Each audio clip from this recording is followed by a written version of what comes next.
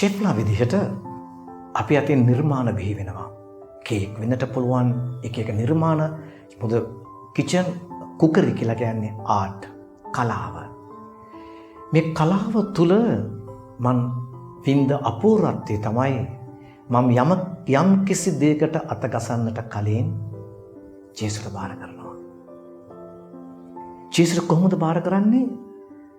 ජේසු ඔබගේ දෑතේ තියෙන දක්ෂකම් මගේ දෑතට බිඳක් දෙන්න කියලා.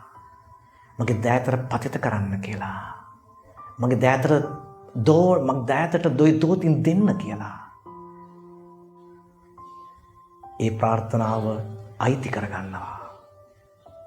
ජේසුගෙන් ඒ දේ ඉල්ලලා ඒක අයිති කරගන්න. ඒ දේ ඉල්ලලා අයිති කරගත්තට පස්සේ ඒ නිර්මාණයට අතගසලා නිර්මාණය කරගෙන යද්දී හරිම අපූර්වට ඒ නිර්මාණය නිම වෙනවා. ඔබ බලන්න මේ නිර්මාණය දිහා.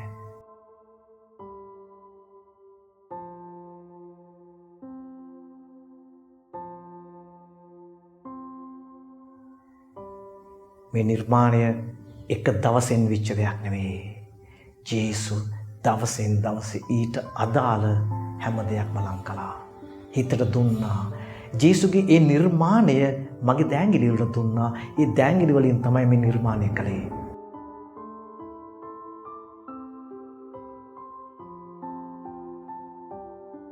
මම දකින්නේ මගේ හැම නිර්මාණයක් තුළම ජේසුගේ ආදරය. ඉන්සා හැමදාම ස්තුති කරනවා නිර්මාණයක් කරලා අඩි කීපයක් පස්සට අරගෙන ඒ නිර්මාණයේ රස විඳිද්දී ඒ තුල තිබෙන්නෙම ජේසු මට දුන්නු නිර්මාණ හැකියාව නිර්මාණ ශක්තිය ජේසුගේ ආදරය කියලා හිතට දැනෙද්දී මොනතරම් සතුටක්ද?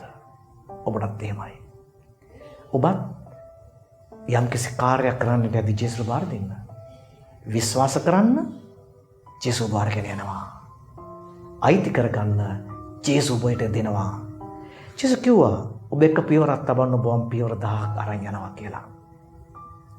විශ්වාසයෙන් එක් පියවරක් තබන්න ජේසුට බාර දීලා ඊටු ටික ජේසු කරයි.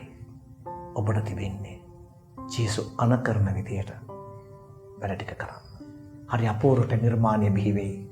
අනිත් අයට පුදුම සහගත වෙන විදියට හරියට මිරකල් එකක් වගේ හිතා ගන්න බැරි විදියට ඒ නිර්මාණ බිහි වෙනවා.